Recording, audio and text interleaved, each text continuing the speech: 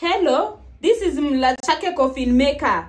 Hata nimekukumbuka. Oda yako iko sawa, imebakisha tu mkujie muende mkazike. Ati alipona. Si ulikuwa umeniambia alikuwa inakoma hange make. Madaktari walimweka kwa life supporting machine. Sasa yako sawa. We thank God kama ako sawa.